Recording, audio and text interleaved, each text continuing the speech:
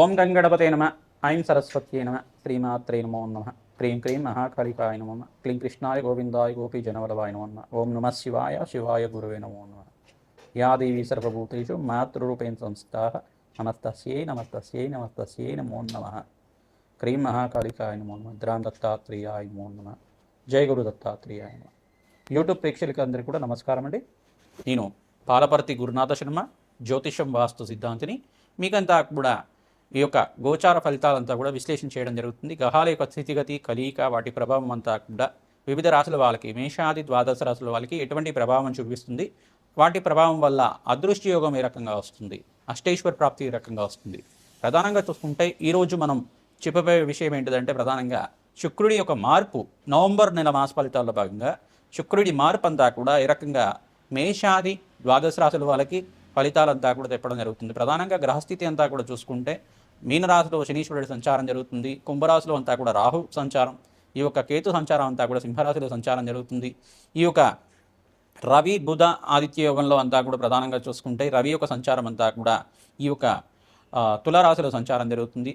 మరియు ఇక్కడ చూసుకుంటే బుధుడంతా కూడా ఈ యొక్క వృశ్చిక రాశిలో సంచారం జరుగుతుంది. అంగారకుడి సంచారం కూడా వృశ్చిక రాశిలో సంచారం జరుగుతుంది. ప్రధానంగా చూసుకుంటే శుక్రుడి సంచారం అంతా కూడా ఇక్కడ కన్యా రాశిలో సంచారం చేస్తున్న శుక్రుడు భగవానుడు అంతా కూడా నవంబర్ 3వ తారీఖు రోజునంతా కూడా నీచ స్థానం నుంచి తన స్వచ్ఛేత్రమైన తులారాశికి ప్రవేశం చేస్తున్నాడు. తన స్వచ్ఛేత్రమైన తులారాశిలో ప్రవేశం చేసిన శుక్ర భగవానుడు అంతా కూడా రవితో పాటు, అంటే సూర్య భగవానుడితో పాటు కలియికతో ఉంటాడనమాట. 18వ తారీఖు దాకా జరుగుతుంది ఈ యొక్క గ్రహ గోచారం అంతా కూడా. ఈ యొక్క ఫలితాలంతా కూడా చూసుకుంటే శుక్ర భగవానుడు ప్రధానంగా నీచ స్థానం నుంచి బయటపడి తన సొంత ఇల్లైన తులారాశిలో ప్రవేశం చేయడం వల్ల అఖండమైన అష్టైశ్వర ప్రాప్తి కలగడానికి ఆస్కారం ఉంటుంది. మేషాది ద్వాదశ రాశుల వాళ్ళకి వాళ్ళ జాతకరీత్యా గ్రహబలం ఏ రకంగా ఉన్నప్పటికీ కూడా గోచార రీత్యా యొక్క గ్రహ యొక్క స్థితిగతి వల్ల వాళ్ళకంతా కూడా వ్యాపారంలో మార్పులు జరగడానికి కానీ, అదృష్ట యోగం కలిసి రావడానికి కానీ, ఆకస్మిక ధనాభం సిద్ధించడానికి కానీ ప్రధానంగా శుక్రుడి యొక్క గోచార ఫలితాలంతా కూడా విశేషంగా చెప్పడం జరుగుతుంది. శుక్రుడు ప్రధానంగా చూసుకుంటే మహాలక్ష్మి స్వరూపంగా, మహాలక్ష్మి అనుగ్రహం కోసం అని చెప్పేసి ప్రధానంగా శుక్రుడి ఆరాధన చేయడం వల్ల మీకంతా కూడా స్థిరలక్ష్మి స్థిర నివాసంగా ఉండడానికి ఆస్కారం ఉంటుంది.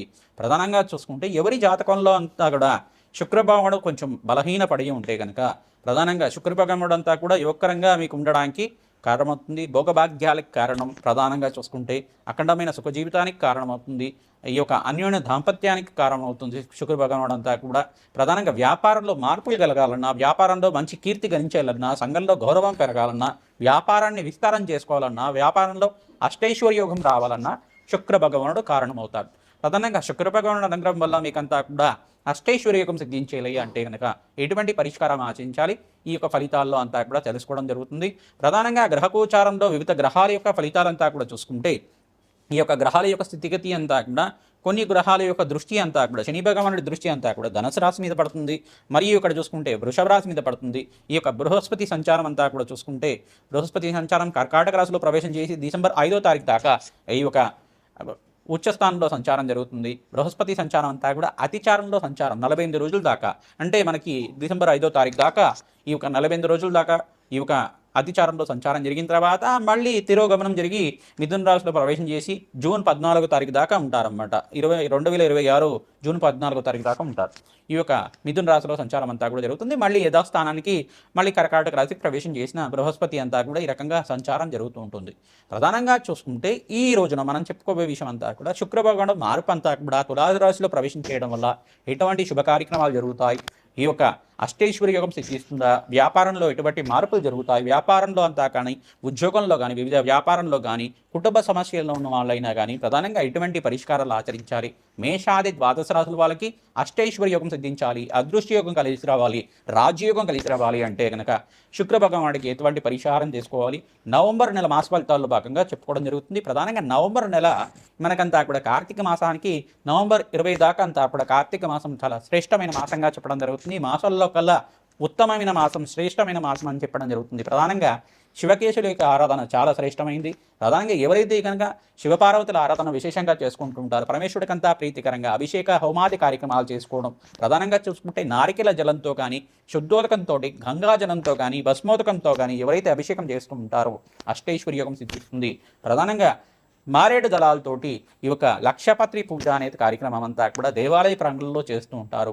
అటువంటి దివ్యమైన కార్యక్రమం అంతా కూడా పుణ్య కార్యక్రమాన్ని ఆచరించడం వల్ల అదృష్టయోగం కలిసి వస్తుంది.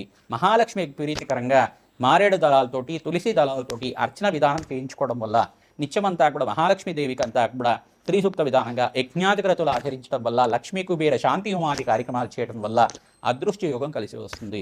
ప్రధానంగా గోమాత సేవ ఎవరైతే నిత్యమంతా కూడా చేసుకుంటూ ఉంటారో మీకంతా కూడా ఆకస్మిక ధన లాభం, ధనయోగం సిద్ధించడానికి ఆస్కారం ఉంటుంది. మేషాది ద్వాదశ రాశుల వాళ్ళకి గోచారీత్యా శుక్రుడి మార్పు వల్ల ఎటువంటి ఫలితాలు వస్తాయో తెలుసుకుందాం. కర్కాటక రాశి జాతకులకి నవంబర్ నెల మాస ఫలితాల్లో భాగంగా విశేష పుణ్యయోగం సిద్ధించడానికి, అదృష్టయోగం కలిసి రావడానికి ఈ యొక్క కార్తీక మాసంలో ఎటువంటి గ్రహాల యొక్క బలం అంతా కూడా చేకూరుతుందని తెలుసుకోవడం జరుగుతుంది. ప్రధానంగా శుక్రుడి మార్పు అంతా కూడా శుక్ర భగవానుడు అంతా కూడా తులారాశిలో మార్పు చెందడం వల్ల ఈ యొక్క మీకంతా కూడా అదృష్టయోగం కలిసి రావడానికి ఆస్కారం ఉంటుంది. ప్రధానంగా అంగారకుడు కూడా ఇక్కడ చూసుకుంటే తన వృశ్చిక రాశిలో సంచారం చేయడం విశేషమైన పుణ్యయోగంగా చెప్పడం జరుగుతుంది. ఎవరైతే కనుక ప్రతినిత్యం కూడా మహాలక్ష్మీదేవి ఆరాధన ఈ కార్తీక మాసంలో చేస్తూ ఉంటారో శివకేశులకు ప్రీతికరంగా పూజ చేయడం వల్ల అదృష్టయోగం కలిసి వస్తుంది. మహాలక్ష్మీదేవి ఆరాధన విశేషంగా తామర పూలతోటి మరియు ఇక్కడ చూసుకుంటే మారేడు దళాలతోటి తులసి దళాలతోటి మల్లెపూలతోటి విశేషంగా త్రిసూక్త విధానంగా అభిషేక హోమాది కార్యక్రమాలు చేసుకోవడం వల్ల మీకు ఆకస్మిక ధనలాభం సిద్ధించడానికి ఆస్కారం ఉంటుంది. ఈ యొక్క మాసంలో ప్రధానంగా మీకంతా కూడా స్త్రీలకి విశేషమైన పుణ్యయోగం సిద్ధించడానికి ఆస్కారం ఉంటుంది. ప్రధానంగా కర్కాటక రాశి జాతకులకంతా కూడా బృహస్పతి సంచారం అతిచారంలో సంచారం చేయడం, రాశిలో మార్పు చెందడం వల్ల రాజయోగం సిద్ధిస్తుంది. వ్యాపారంలో మార్పులు కలగడానికి ఆస్కారం ఉంటుంది. ఐటీ రంగంలో వాళ్ళకి మంచి ఆఫర్స్ అంతా కూడా మాసాంతంలో సిద్ధించడానికి ఆస్కారం ఉంటుంది. శ్రమతో కూడిన సంపాదన పెరుగుతుంది. స్వల్పంగా అనారోగ్య సూచన అంతా కూడా సూచనపరంగా చెప్పడం జరుగుతుంది. ప్రతినిత్యం కూడా పరమేశ్వరుడు ప్రీతికరంగా దీపారాధన చేయడం, కార్తీక మాసంలో దీపదానం చేయడం వల్ల అదృష్టయోగం కలిసి వస్తుంది. మీరంతా కూడా కార్తీక దామోదరుడి ప్రీతికరంగా శాలిగ్రామ దానాన్ని చేయడం వల్ల అదృష్టయోగం కలిసి వస్తుంది. ప్రశాంతంగా మీకంతా కూడా బంధుమిత్రుల యొక్క సహాయ సహకారాలు లభిస్తూ ఉంటాయి. విందు వినోదాలతోటి మీకంతా కూడా ఆనందంగా జీవిస్తూ ఉంటారు. మంచి శుభ కార్యక్రమాలు, వివాహాది శుభ కార్యక్రమాల్లో పాల్గొనడం కానీ, మీరంతా కూడా పెద్దరికం చేసుకొని మంచి వివాహాలు అంతా కూడా ఆచరించడం కానీ చేస్తూ ఉంటారు. తద్వారా మీకంతా కూడా అదృష్టయోగం కలిసి వస్తుంది. విదేశంలో స్థిరత్వం కోసం ప్రయత్నాలు ఆచరించుకోవచ్చు. మంచి లాభాలు గణించడానికి ఆస్కారం ఉంటుంది. విదేశంలో ఎవరైతే వ్యాపారం కోసం వెళ్దాం అనుకుంటున్నారో మాసాంతంలో ప్రయత్నం చేయండి, మంచి అవకాశాలు సిద్ధిస్తాయి. ప్రతినిత్యం కూడా ఓం అరుణాచలేశ్వరాయ నమః నామాన్ని జపాన్ని ఆచరించుకోవడం, భస్మాభిషేకాన్ని ప్రతినిత్యం కూడా ఆచరించడం వల్ల అదృష్టయోగం కలిసి వస్తుంది. ఈ యొక్క నవంబర్ 25 తర్వాత మీకంతా కూడా రాజయోగం అంతా కూడా యోగకరంగా మారుతుంది. తద్వారా ప్రతినిత్యం కూడా ఈ యొక్క పరమేశ్వరుడు ఆరాధన చేసుకోవడం, లక్ష్మీనారాయణ ఆరాధన చేసుకోవడం వల్ల, లక్ష్మీ నరసింహస్వామి దేవాలయంలో విశేషంగా పసుపుతో అభిషేకం చేయించుకోవడం వల్ల శత్రుబాధల నుంచి బయటపడతారు. ఈ యొక్క నరఘోష, నరబీడ, నరశాపం నుంచి బయటపడతారు. అదృష్టయుగం అంతా కూడా ఈ మాసంతంలో మీకు విశేషమైన లాభాలు గణించడానికి ఆస్కారం ఉంటుంది. వ్యాపార రంగంలో వాళ్ళు విశేషంగా ఈ యొక్క ఆక్వా బిజినెస్ చేసేవాళ్ళు కానీ, వస్త్ర వ్యాపారం చేసేవాళ్ళు కానీ, ప్రధానంగా చూసుకుంటే ఫైనాన్షియల్ ఇన్వెస్ట్మెంట్ చేసుకునే వాళ్ళు మాసాంతంలో ఇన్వెస్ట్మెంట్ చేసుకోండి, అఖండమైన లాభాలు గణించడానికి ఆస్కారం ఉంటుంది. లాభాలు గణించడానికి ప్రయత్నించడం కూడా కమలాత్మికాదేవి ఆరాధన చేసుకోవడం శ్రేష్టమైన పూజగా చెప్పడం జరుగుతుంది. భువనేశ్వరి దేవి ఆరాధన కూడా యోగకరంగా ఉంటుంది. ప్రధానంగా చూసుకుంటే ఈ యొక్క శ్రీసూక్త విధానంగా తామరపూలతోటి లక్ష్మీ కుబేర శాంతి హోమాది కార్యక్రమాలు చేయడం వల్ల ఆకస్మిక ధనలాభం సిద్ధిస్తుంది. అదృష్టయోగం కలిసి వస్తుంది.